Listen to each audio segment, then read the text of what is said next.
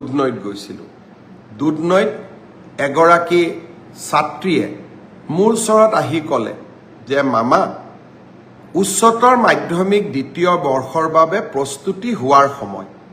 এতিয়া যদি আমি একাদশমান শ্ৰেণীৰ পৰীক্ষাটোলৈ চিন্তা কৰি থাকোঁ, আমাৰ হায়াৰ ছেকেণ্ডাৰী দিবৰ বাবে আমি মাত্ৰ 8 মাহ মানেহে পাম। এই পৰীক্ষাটো নপতাকৈ থাকিব এই বছৰ নোৱাৰি নেকি? মই ভাবোঁ যে আমি সেবাই এই দিশটো বিবেচনা কৰিব লাগে। যিয়ে নহওক কিয়, দুখন বা তিনিখন প্ৰশ্ন কাকত বাকী ৰৈ গৈছে আৰু পৰীক্ষাটো যদি এপ্ৰিলৰ শেষত বা মে'ত আমি অনুষ্ঠিত কৰোঁ, ল'ৰা ছোৱালীবিলাকো টেনশ্যনত থাকিব আৰু তেওঁলোকে দ্বাদশমান শ্ৰেণীৰ বাবে নিজক প্ৰস্তুতিও কৰিব নোৱাৰিব। মই ভাবোঁ যে একাদশৰ পৰা দ্বাদশ শ্ৰেণীৰ পৰীক্ষাটোত যিহেতু পাছ আৰু ফেইল নাই, সেইবাবে সেবাই এই বছৰ বাকী ৰৈ যোৱা প্ৰশ্ন কাকতখিনিৰ ওপৰত পৰীক্ষা নাপাতিলেও হ'ব।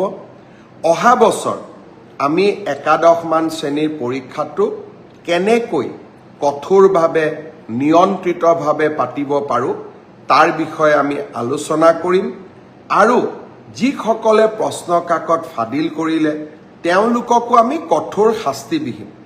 কিন্তু কোনোবা দুই এজন দুৰ্বৃত্তৰ বাবে গোটেই ছাত্ৰ ছাত্ৰী সমাজখন তেওঁলোকে টেনশ্যনত কিয় থাকিব লাগে, তাৰ যুক্তিও নাই।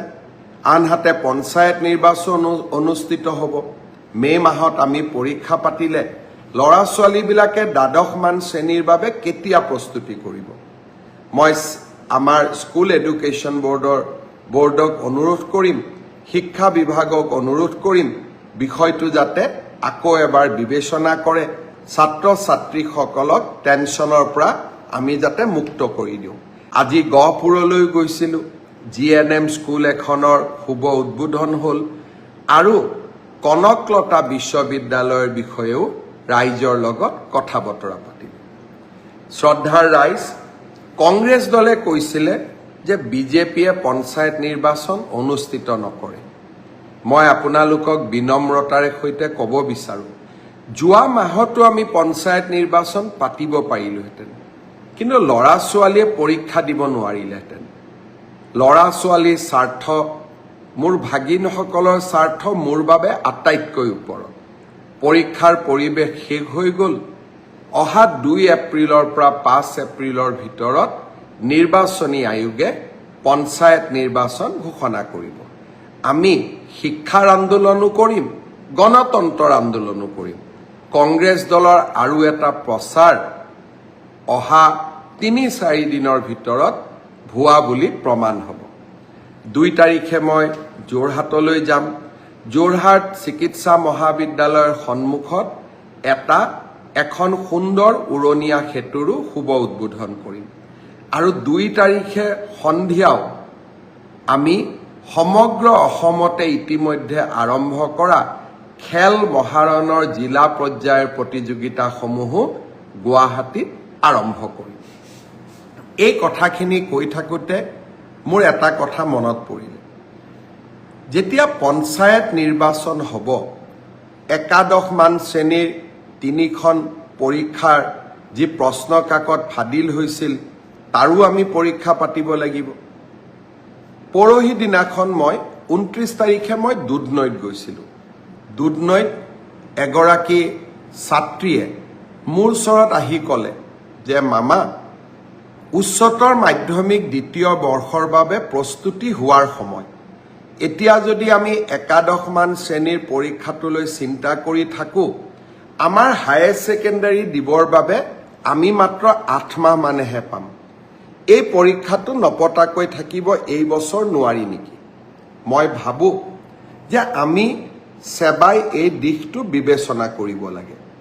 যিয়ে নহওক কিয়, দুখন বা তিনিখন প্ৰশ্ন কাকত বাকী ৰৈ গৈছে আৰু পৰীক্ষাটো যদি এপ্ৰিলৰ শেষত বা মে'ত আমি অনুষ্ঠিত কৰোঁ, ল'ৰা ছোৱালীবিলাকো টেনশ্যনত থাকিব আৰু তেওঁলোকে দ্বাদশমান শ্ৰেণীৰ বাবে নিজক প্ৰস্তুতিও কৰিব নোৱাৰিব। মই ভাবোঁ যে একাদশৰ পৰা দ্বাদশ শ্ৰেণীৰ পৰীক্ষাটোত যিহেতু পাছ আৰু ফেইল নাই, সেইবাবে সেবাই এই বছৰ বাকী ৰৈ যোৱা প্ৰশ্ন কাকতখিনিৰ ওপৰত পৰীক্ষা নাপাতিলেও হ'ব। অহা বছৰ আমি একাদশমান শ্ৰেণীৰ পৰীক্ষাটো কেনেকৈ কঠোৰভাৱে নিয়ন্ত্ৰিতভাৱে পাতিব পাৰোঁ তাৰ বিষয়ে আমি আলোচনা কৰিম। আৰু যিসকলে প্ৰশ্ন কাকত ফাদিল কৰিলে তেওঁলোককো আমি কঠোৰ শাস্তি বিহিম।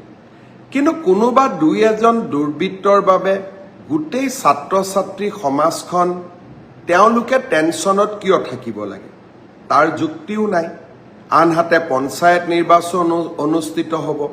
মে' মাহত আমি পৰীক্ষা পাতিলে ল'ৰা ছোৱালীবিলাকে দ্বাদশমান শ্ৰেণীৰ বাবে কেতিয়া প্ৰস্তুতি কৰিব? মই আমাৰ স্কুল এডুকেশ্যন বৰ্ডক অনুৰোধ কৰিম, শিক্ষা বিভাগক অনুৰোধ কৰিম, বিষয়টো যাতে আকৌ এবাৰ বিবেচনা কৰে, ছাত্ৰ ছাত্ৰীসকলক টেনশ্যনৰ পৰা আমি যাতে মুক্ত কৰি দিওঁ।